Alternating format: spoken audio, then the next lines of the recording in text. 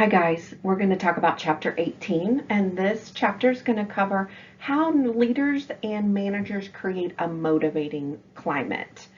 So this chapter reviews the doing phase, basically, of management. So the amount and quality of work accomplished by manager really directly reflects their motivation and that of those subordinates or their employees. So let's get started here. Some of the components to the doing phase include directing, coordinating, and activating.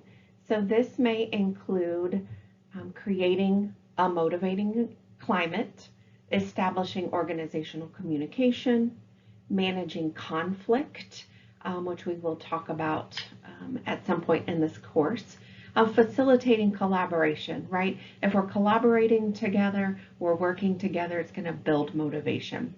Negotiating, working with unions, and then really making sure that we're complying with all the employment laws. The amount of quality of work accomplished by managers directly reflects their motivation and that of their subordinates.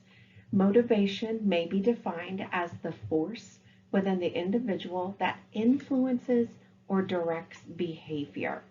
Because motivation comes from within a person, managers cannot directly motivate those subordinates. However, the leader can create an environment that maximizes the development of human potential. The leader manager must identify those components and strengthen them in hopes of maximizing motivation at that unit level. It's also important to examine organizational climates or attitudes because these can also directly influence workers' morale and motivation. When an organization gives purpose to its employees' work, it helps them see how valuable they are. Employees who feel valued stay where they are, contributing to an organization's retention. Motivation also involves the action people take to satisfy unmet needs. It's their willingness to put effort into achieving a goal or reward to decrease the tension caused by that need. Intrinsic motivation comes from within the person, driving him or her to be productive. These individuals are self-motivated.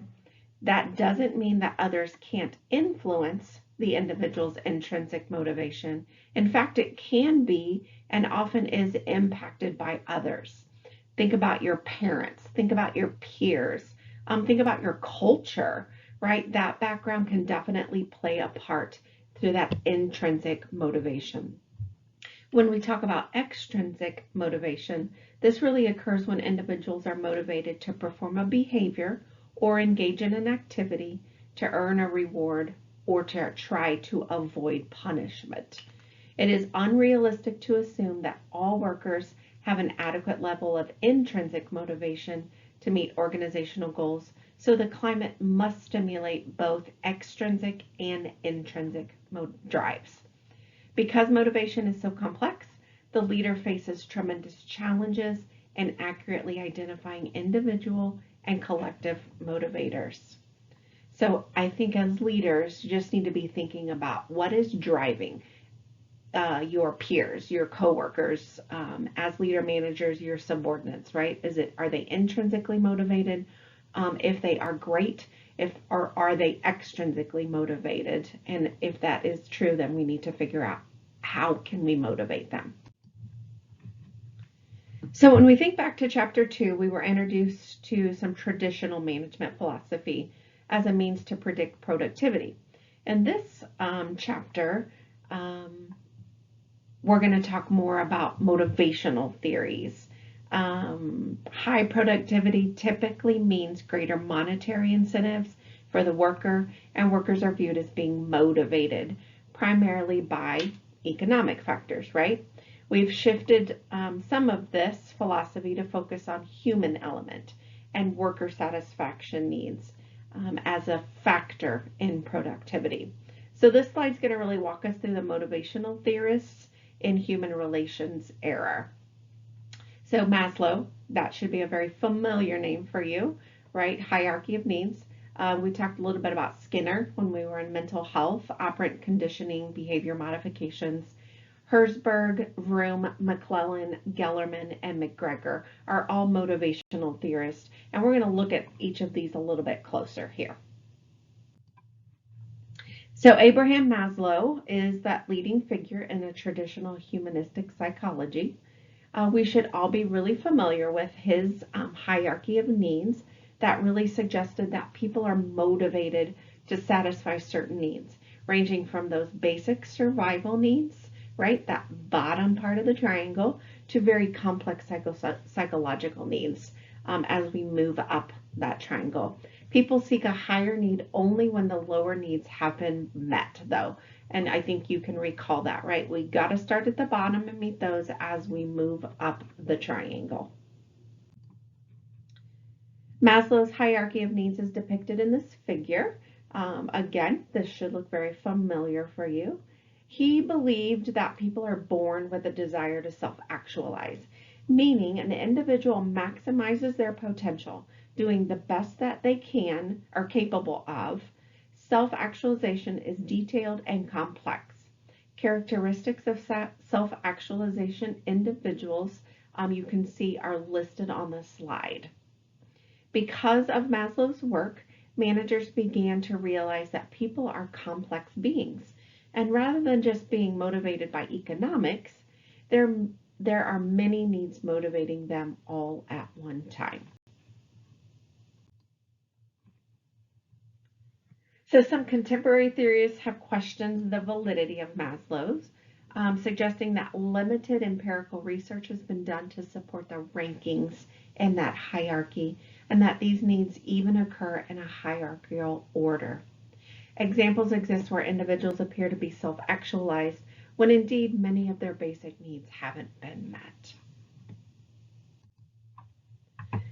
So when we think about Frederick Herzberg, he believed that employees can be motivated by the work itself and that there is an internal or personal need to meet those organizational goals. Herzberg believed that separating personal motivators from job dissatisfiers was very possible. So he came up with his motivation hygiene theory, or two-factor theory, which distinguishes factors from real motivator factors and demotivative factors, also known as hygiene factors. So you can see here that motivational or motivators include achievement, recognition, work, responsibility, advancement, and possibility for growth. And then hygiene factors, or those that keep employees from being dissatisfied but don't really act as motivators, are salary, supervision, job security, positive work environments, personal life, relationships, company policies, and then just the status. So this book actually has a great example for hygiene factor. Salary is a hygiene factor. It doesn't motivate in itself, but when it's used with other motivators such as recognition or advancement, it can be a powerful motivator. However, if salary is deficient, employee dissatisfaction can result. Victor Vroom developed an expectancy model, which looks at motivation in terms of the person's valiance or preferences based on their social values. So you can see in Vroom's expectancy model, expectancy increases the amount of effort to increase the amount of performance, which enhances reward and valiance. So if I work harder, then I will perform better. If I perform better, then I will achieve the desired outcome. This model is not about self-interest in rewards, but about the associations people make towards expected outcomes and the contributions they feel they can make towards those outcomes. Excuse me, David McClellan examined what guides a person's actions. So stating that people are motivated by three basic needs: achievement, affiliation, and power. Okay, those needs are motivating people. This is what David McClelland's basic needs theory says. So when we think about achievement oriented individuals, these people are actively focused on improving what is. They transform ideas into action judiciously and wisely, taking risks when needed. Okay, so that's your achievement. When we talk about affiliation-oriented individuals, these individuals focus their energies on families and friends. Their overt productivity is less because they view their contribution to society in a different light than those that are achievement-oriented. And then power-oriented people are motivated by the power that can be gained as a result of specific actions. They want to command attention, get that recognition, and control others. Saul Gellerman identified several methods to motivate people positively. One method is called stretching, which involves assigning tasks that are more difficult than what the person is used to doing. So we're stretching their personal and professional limits. This gives people responsibility that often causes them to rise to the challenge. In addition, it can really unleash imagination, ingenuity, and creativity. So Douglas McGregor examined the importance of a manager's assumption about workers on the intrinsic motivation. These assumptions led to the realization that how the manager views and treats the worker will have an impact on how well the organization functions. McGregor labeled these workers as either Theory X employees or Theory Y employees, and did not promote that either X or Y as being the superior, right? They're the same level, they're just different. So in Theory X, managers believe that their employees are basically lazy, right? They need constant supervision, they need constant direction, and they're indifferent to those organizational needs. In Theory Y, managers believed their workers enjoyed their work.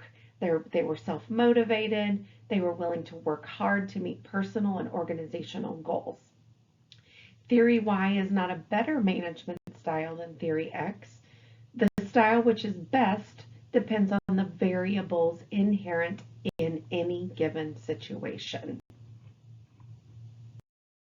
Because the organization has such an impact on extrinsic motivation, it is important to examine organizational climates or attitudes that directly influence worker morale and motivation. So what strategies do managers use to create a motivating climate? They want to make sure they have clear expectations for their workers. If the expectations are muddy, that's not going to create a motivation for our employees. They want to make sure they're fair and consistent with employees, right? You can't reward one without rewarding the other. Encouraging teamwork, knowing the uniqueness of each employee, right? We're all not alike. We each have different qualities that are unique for each of us. We want to make sure we stretch those employees intermittently, right? Push their boundaries, get them out of their comfort zone. Reward that desired behavior and allow employees as much control as possible. Workers spend more time at work than they do with their families, so it is important that they be engaged and passionate about their job. When we talk about engagement, that's a key to retention. This is a term used to describe an employee's emotional commitment to the organization and its goals. We have to remember that engagement and satisfaction are not the same thing. An employee can be satisfied, but not engaged. An example might be that you're satisfied when you're offered the right amount of money and perks for the work done, but you may not be happy and engaged with your job. So organizations and teams with higher employee engagement and lower active disengagement perform at a higher level and have better employee retention. Another proven strategy for creating a motivating climate is the empowerment of workers, giving employees the ability to make decisions and encouraging them to challenge the status quo. This occurs when workers are involved in planning and implementing change, and when workers believe that they have some control over their future work environments. To empower workers, the leader manager must create an environment where employees understand what is expected of them, know how their work contributes to the success of the organization, and is free to make choices without asking permission. Managers will tell you that recognition, incentives, support for making progress, and clear goals are essential to creating that motivational environment. The cost of recognition as a strategy to motivate is a manager's time and their energy. This time and effort is worth it to foster a motivational environment for subordinates. Positive reinforcements validate workers' efforts. It must be specific or relevant to a particular performance, and it must occur as close to the event as possible. By being specific with positive reinforcement, the employer comes across as much more sincere, and the employee realizes their actions are truly being watched. When employees feel valued and empowered, they become more engaged in the organization. And this often results in a greater willingness to invest time and energy in meeting those organizational goals.